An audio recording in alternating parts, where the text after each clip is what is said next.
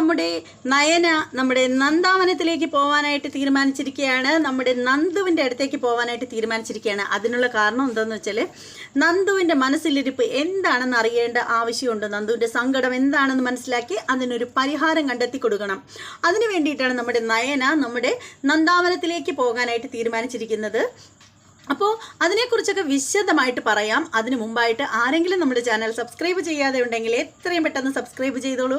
അതോടൊപ്പം തന്നെ ബെല്ലൈക്കൻ കൂടി പ്രസ് ചെയ്യാനും മറക്കരുത്. അപ്പോൾ നമുക്ക് നേരെ നമ്മുടെ റിവ്യൂവിലേക്ക് പോകാം.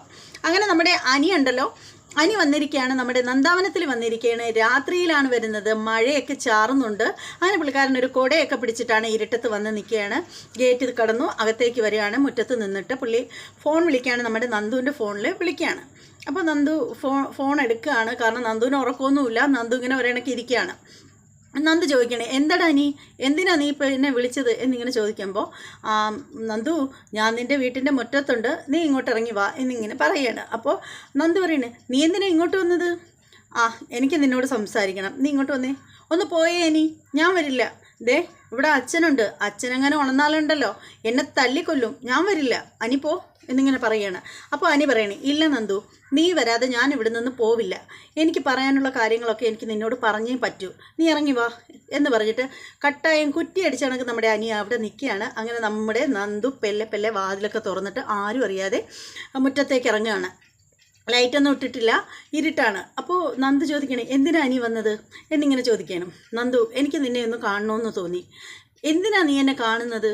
ഇതൊന്നും ശരിയല്ല അനി, നീയും അനാമികയായിട്ടുള്ള കല്യാണമൊക്കെ അടുത്തിരിക്കുന്ന സമയത്താണ്, അല്ലെങ്കിൽ തന്നെ നീ എന്നെ എന്തിനാ കാണുന്നത്? നന്ദു, നിന്നെ പുറത്തേക്കൊക്കെ പകലെങ്ങാനും വിളിച്ചാൽ നീ വരില്ലല്ലോ, അതുകൊണ്ട് തന്നെയാണ്.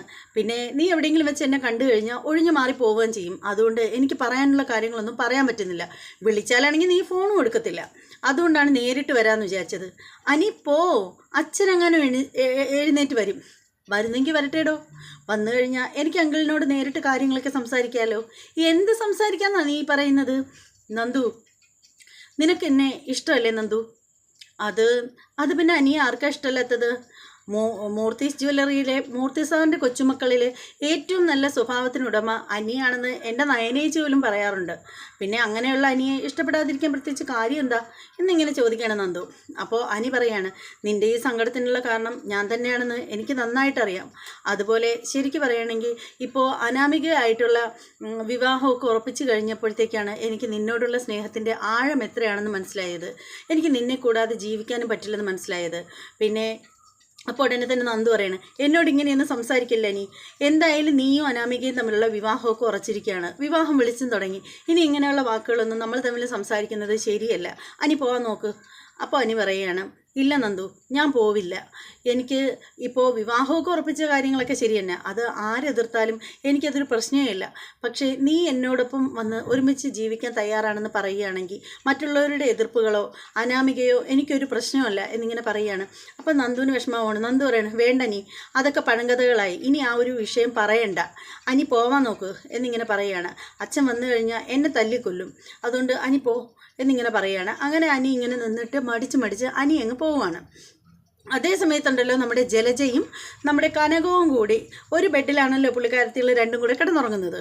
അപ്പോൾ നമ്മുടെ കനക നല്ല ഉറക്കത്തിൽ കിടക്കുകയാണ്. നമ്മുടെ ജലജയ്ക്കാണെങ്കിൽ ഉറക്കം നഷ്ടപ്പെട്ട് കിടക്കുകയാണ്. കാരണം കനക അടുത്ത് കിടക്കുന്നത് പുള്ളിക്കാരത്തിക്ക് ഒട്ടും സഹിക്കാൻ പറ്റാത്ത കാര്യമാണ്. അങ്ങനെ നമ്മുടെ ജലജ കണ്ണു തുറന്ന് നോക്കുമ്പോഴത്തേക്കും നമ്മുടെ കനകം ചൂടിപ്പൊതിച്ച് നല്ല സുഖമായിട്ട് കിടന്ന് ഉറങ്ങുകയാണ്. അത് കാണുമ്പോൾ നമ്മുടെ ജലജയ്ക്ക് പ്രാന്ത് പിടിക്കുകയാണ്. അങ്ങനെ ജലജ എന്ത് ചെയ്യുന്നു, ഒരു സൂത്രം പ്രയോഗിക്കുകയാണ്, എങ്ങനെയെങ്കിലും ഇവളെ ഈ മുറിയിൽ നിന്നൊന്ന് പായിക്കണം. അതിനിപ്പോൾ എന്താ ചെയ്യുക? അങ്ങനെ പുള്ളിക്കാരത്തിക്ക് പെട്ടെന്നൊരു ഐഡിയ കിട്ടുകയാണ്. പുള്ളിക്കാരത്തി എന്ത് ചെയ്യുന്നു, എന്താണ് സംഭവം എന്ന് വെച്ചാൽ കൂർക്കം വലിക്കുക കേട്ടോ. കിടന്ന് കൂർക്കം വലിക്കുകയാണ്, ഉച്ചത്തിൽ കൂർക്കം വലിക്കുകയാണ്. അപ്പോൾ ഈ കൂർക്കം വലി കേൾക്കുമ്പോഴത്തേക്കും നമ്മുടെ കനക ഇങ്ങനെ കണ്ണുറക്കുകയാണ്. കനക കണ്ണുറന്നിട്ട് ഇങ്ങനെ നോക്കുമ്പോൾ, ഒയ്യോ ഇവളെന്തിനാ ഇങ്ങനെ കൂർക്കം വലിക്കുന്നത്?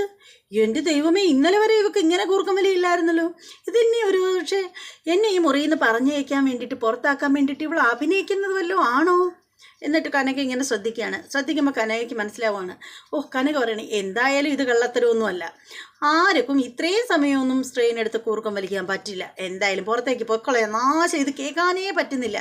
ഈ കൂർക്കം വലിയ സഹിച്ചുകൊണ്ട് ഇവിടെ കിടന്ന് ഉറങ്ങാൻ പറ്റില്ല. ഇനി പുറത്തങ്ങനെ പോയി സിറ്റൗട്ടില്ല, പുറത്തങ്ങനെ പോയി സെറ്റിയിൽ അങ്ങനെ കിടന്നുറങ്ങാം എന്ന് പറഞ്ഞിട്ട് നമ്മുടെ കനക എന്ത് ചെയ്യുന്നു, അവിടെ നിന്ന് നേരെ ഒരു കനകയുടെ മൊബൈലും എടുത്തുകൊണ്ട് പുറത്തേക്ക് ഇറങ്ങുകയാണ്. അപ്പം അപ്പോഴത്തേക്ക് നോക്കുമ്പോഴത്തേക്ക് കനക പോയി കഴിയുമ്പോൾ നമ്മുടെ ജലജ തലപൊക്കി നോക്കുകയാണ്, പോയോ നോക്കുകയാണ്.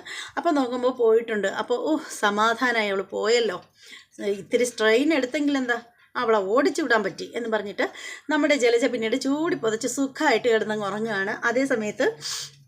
അതേ സമയത്തെന്ന് പറയുന്നത് നമ്മുടെ ഈ പറയുന്ന കണക്ക് നമ്മുടെ കനക ഇങ്ങനെ താഴേക്ക് ഇറങ്ങി വരികയാണ്. നോക്കുമ്പോഴത്തേക്കും നമ്മുടെ അനി കള്ളനെ കണക്ക് ഇങ്ങനെ പമ്മി ഇങ്ങനെ ഇരുട്ടത്ത് വരികയാണ്.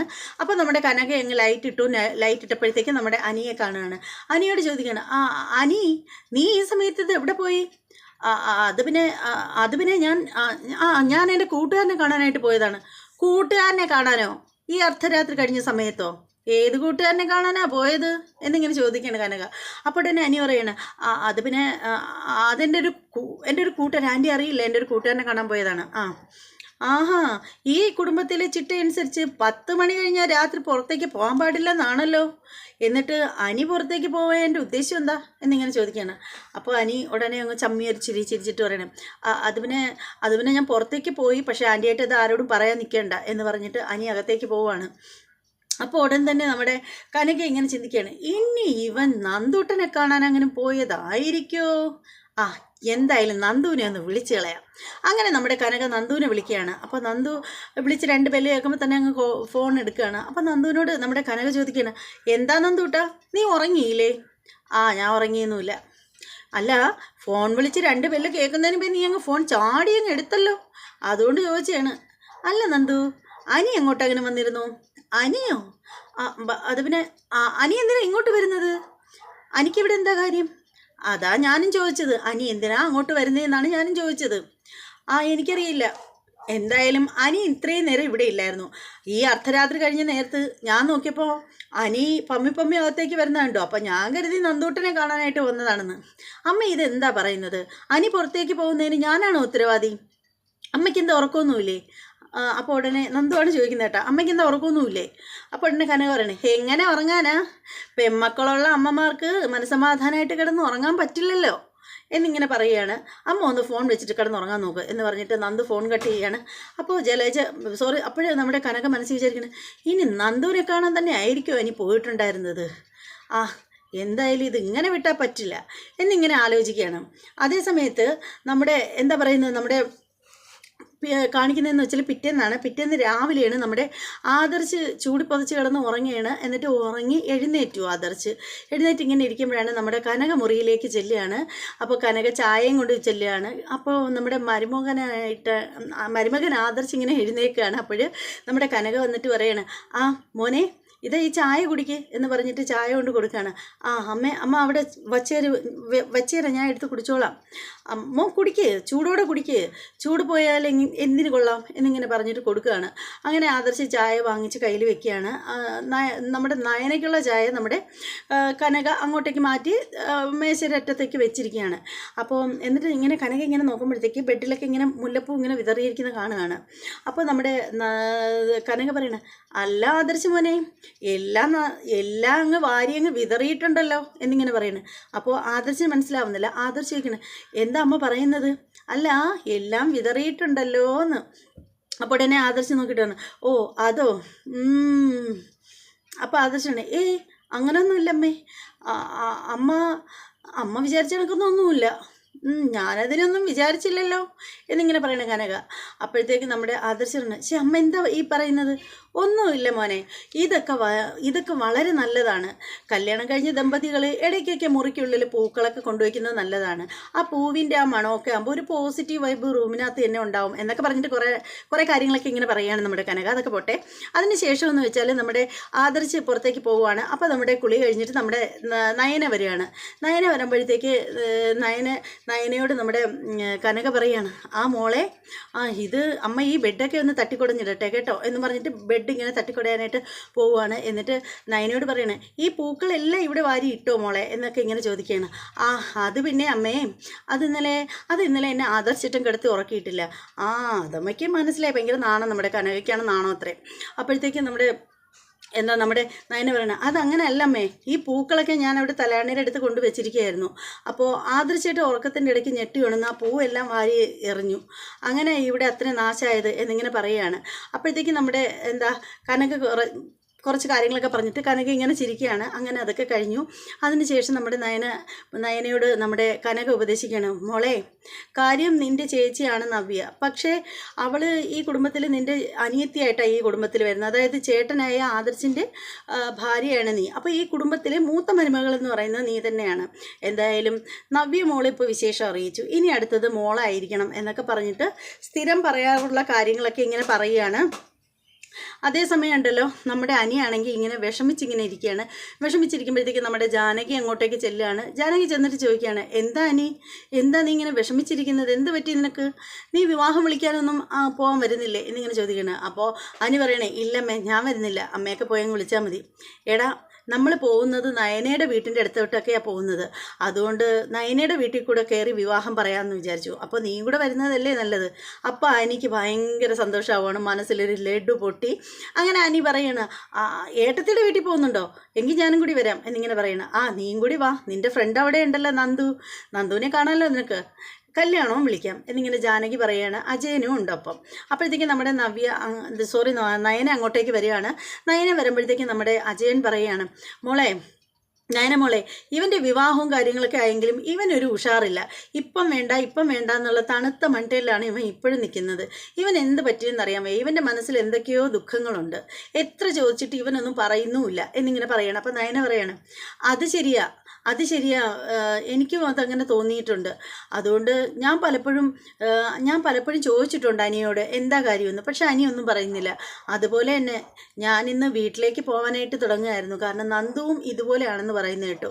നന്ദുവിനും എന്തൊക്കെയോ വിഷമങ്ങളുണ്ട്, അവൾ ആരോടും മിണ്ടുന്നില്ല എന്നിങ്ങനെ പറയണം. അപ്പോൾ അത് കേൾക്കുമ്പോഴത്തേക്ക് ജാനകി പറയണേ, എന്നാൽ മോളും കൂടി നമ്മൾക്കൊപ്പം വാ, മോക്ക് വേണമെങ്കിൽ കുറച്ച് ദിവസം അവിടെ നിൽക്കുകയും ചെയ്യാം എന്നിങ്ങനെ പറയണേ. അപ്പോൾ ഉടനെ നയന പറയണേ, ശരിയാ ചെറിയമ്മേ, ഞാനും അങ്ങനെ വിചാരിച്ചിരിക്കുകയാണ്.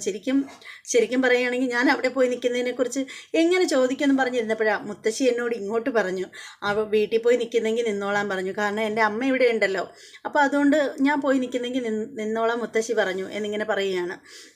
അപ്പോൾ നമ്മുടെ അനി പറയണേ, ഞാനും വരുന്നുണ്ട് ഏട്ടത്തി എന്നിങ്ങനെ പറയുകയാണ്. എങ്കിൽ നീ വേഗം പോയി റെഡിയായിട്ട് വാടാ എന്നിങ്ങനെ പറയുകയാണ്. അപ്പോൾ ജാനകി പറയണേ, എന്തായാലും മോള് കുറച്ച് ദിവസം അവിടെ പോയി നിൽക്കുക, മോളെ കഷ്ടപ്പാടെങ്കിലും കുറച്ചൊന്ന് കുറയട്ടെ എന്നിങ്ങനെ പറയുകയാണ്. അങ്ങനെ നമ്മുടെ അജയൻ പറയുകയാണ്, നിങ്ങൾ അനിയും നീയും നയനമോളും കൂടെ പോയിട്ട് വാ, അവിടെ അടുത്തുള്ള ബന്ധുക്കളെയൊക്കെ വീട്ടിലൊക്കെ കൂടെയൊക്കെ പോയിട്ട് വരാം എന്നും പറഞ്ഞിട്ട് പറയുകയാണ്. അങ്ങനെ അവരെല്ലാവരും പോവാനായിട്ട് റെഡിയാവുകയാണ്. അതേ സമയത്തുണ്ടല്ലോ നമ്മുടെ ഗോവിന്ദനാണെങ്കിൽ അവിടെ പെയിൻറ്റിങ്ങും കാര്യങ്ങളൊക്കെ ആയിട്ടിരിക്കുകയാണ്, വിഗ്രഹങ്ങളൊക്കെ എടുത്ത് വെച്ചിട്ട് അതിനകത്ത് ഓരോ വർക്കുകളൊക്കെ ചെയ്തുകൊണ്ടിരിക്കുകയാണ്. അപ്പോൾ ആ സമയത്താണ് നമ്മുടെ നയന വരുന്നത്. കാറിൽ നിന്ന് നമ്മുടെ നയനയും ജാനകിയും അതുപോലെ തന്നെ നമ്മുടെ അനിയും വരുന്നുണ്ട്. നമ്മുടെ ജാനകിയുടെ കയ്യിലൊരു ഗിഫ്റ്റ് പാക്കറ്റൊക്കെ ഉണ്ട്. അങ്ങനെ അങ്ങോട്ടേക്ക് വരുമ്പോൾ ഇവർ കാണുമ്പോഴത്തേക്ക് നമ്മുടെ ഗോവിന്ദന് ഭയങ്കര സന്തോഷമാവുകയാണ്. ശരിക്കും പറയുകയാണെങ്കിൽ ഗോവിന്ദൻ ഇങ്ങനെ അനിയെ ഒരു നോട്ടമൊക്കെ നോക്കുന്നുണ്ട്. അങ്ങനെ നമ്മുടെ അനി ഇങ്ങനെ ഒന്നും മിണ്ടാണ്ട് ഇങ്ങനെ നിന്നിട്ട് അനി ചോദിക്കണം, നന്ദു ഇവിടെ ഇല്ലേ എന്നിങ്ങനെ ചോദിക്കുമ്പോൾ നന്ദു അകത്തുണ്ട് മോനെ എന്ന് പറയുന്നുണ്ടെങ്കിൽ നമ്മുടെ ഗോവിന്ദന് മനസ്സിലൊരു വിഷമമുണ്ട്. അപ്പോൾ ആ സമയത്ത് നയന പറയണ, അച്ഛാ എന്ന് പറഞ്ഞിട്ട് അച്ഛനെ കയറി ഹഗ് ചെയ്യുകയാണ് നമ്മുടെ നയന. അതിനുശേഷം നയന പറയണ, അച്ഛാ കുറച്ച് ദിവസം ഞാനിവിടെ ഉണ്ടാവും എന്നിങ്ങനെ പറയണം. അപ്പം നമ്മുടെ ജാനകി പറയാണ്, അതെ ഞാനും പറഞ്ഞത് അത് തന്നെയാണ്, കുറച്ച് ദിവസത്തേക്ക് മോളുടെ കഷ്ടപ്പാട് ഇത്തിരി ഒന്ന് കുറഞ്ഞിരിക്കുമല്ലോ, അവിടെ പിന്നെ മോളുടെ അമ്മയും ഉണ്ടല്ലോ, നവ്യയുടെ കാര്യങ്ങളൊക്കെ അവർ നോക്കുമല്ലോ എന്നൊക്കെ ഇങ്ങനെ പറയുകയാണ് ജാനകി. അപ്പോൾ ആ സമയത്ത് നമ്മുടെ ഗോവിന്ദൻ പറയാണ്, അതേ മോളെ പലപ്പോഴും മോളെ കാണാനാണോ എന്നൊക്കെ തോന്നിയിട്ടുണ്ട്, നവ്യയും മോളെയും കാണണമെന്ന് തോന്നിയിട്ടുണ്ട്, പക്ഷേ അങ്ങോട്ടേക്ക് വരുന്നത് ശരിയല്ലല്ലോ എന്ന് വിചാരിച്ചിട്ടാണ്. നമ്മൾ അങ്ങോട്ടേക്കൊക്കെ വരുമ്പോൾ ജലജയ്ക്കും അവിടെ വേറുള്ളവർക്കൊന്നും ഇഷ്ടപ്പെടത്തില്ലല്ലോ, അതുകൊണ്ടാണ് പിന്നീട് അങ്ങോട്ടുള്ള വരവൊക്കെ അങ്ങ് മതിയാക്കി വെച്ചിരിക്കുന്നത് എന്നിങ്ങനെ പറയണം. മോൾ എന്തായാലും വന്നത് നന്നായി എന്നിങ്ങനെ പറയുകയാണ്. അപ്പോൾ നയന പറയണ, നന്ദുവിന് എന്തൊക്കെയോ സങ്കടങ്ങളുണ്ടെന്ന് അമ്മ പറഞ്ഞായിരുന്നല്ലോ, എന്താ അച്ഛാ നന്ദുവിന് എന്താ പറ്റിയത് എന്ന് ചോദിക്കുകയാണ്. അവൾക്ക് എന്ത് പറ്റാനാ മോളെ, അവൾക്കൊന്നുമില്ല എന്നിങ്ങനെ പറയുകയാണ് നമ്മുടെ ഗോവിന്ദൻ പറയുകയാണ്. അപ്പം അപ്പം നമ്മുടെ നയന പറയുകയാണ്, അവൾക്ക് എന്ത് വിഷമമുണ്ടെങ്കിലും അത് ഞാൻ ചോദിച്ച് മനസ്സിലാക്കുക വെച്ചാൽ അതിനും കൂടെയൊക്കെ വേണ്ടിയിട്ടാണ് ഞാൻ വന്നിരിക്കുന്നത് എന്നിങ്ങനെ പറയുകയാണ്. അങ്ങനെ അപ്പോൾ ആ സമയത്ത് നമ്മുടെ അനിക്കാണെങ്കിൽ ഭയങ്കര സന്തോഷമാവുകയാണ്. നന്ദുവിനെ കാണാനുള്ള ആ ഒരു സന്തോഷത്തിലാണ് നമ്മുടെ അനി. അങ്ങനെ അവരെല്ലാവരെയും കൂടി ഇങ്ങനെ കാണിച്ചിട്ട് എപ്പിസോഡ് തീരുകയാണ്. അങ്ങനെ ഇന്നത്തെ പത്തരമാറ്റ് സീരിയലിൻ്റെ എപ്പിസോഡ് എല്ലാവർക്കും ഇഷ്ടപ്പെട്ടു എന്ന് വിശ്വസിക്കുകയാണ്. ഇഷ്ടപ്പെട്ടവർ തീർച്ചയായും ലൈക്ക് ചെയ്യണം. ആരും ലൈക്ക് ചെയ്യുന്നില്ല, അതിൽ എനിക്ക് നല്ല സങ്കടമുണ്ട്. അപ്പോൾ ദയവായിട്ട് എല്ലാവരും ഒന്ന് ലൈക്ക് ചെയ്തേക്കുക. ഈ സത്യത്തിൽ ഇത്രയും കഷ്ടപ്പെട്ട് വീഡിയോ ചെയ്യുമ്പോൾ ഒരു 10 ലൈക്കെങ്കിലും കിട്ടാതിരിക്കുമ്പോൾ ഒരു വിഷമം തോന്നും, ആർക്കായാലും തോന്നും. അതുകൊണ്ട് ഒരു 10 ലൈക്ക് ആരെങ്കിലും ഒക്കെ ചെയ്ത് തരിക. അതുപോലെ തന്നെ എന്താണ് നിങ്ങളുടെ അഭിപ്രായങ്ങളും നിർദ്ദേശങ്ങളും ഒക്കെ നിങ്ങളൊന്ന് കമൻറ്റ് ചെയ്തേക്കുക. കമൻറ്റ് ചെയ്യണം. ഇഷ്ടപ്പെടുവാണെങ്കിൽ ഇഷ്ടപ്പെട്ടു എന്ന് തന്നെ കമൻറ്റ് ചെയ്തോളൂ, ഇഷ്ടപ്പെട്ടില്ലെങ്കിൽ കൊള്ളില്ല എന്ന് തന്നെ നിങ്ങൾ കമൻറ്റ് ചെയ്തോളൂ.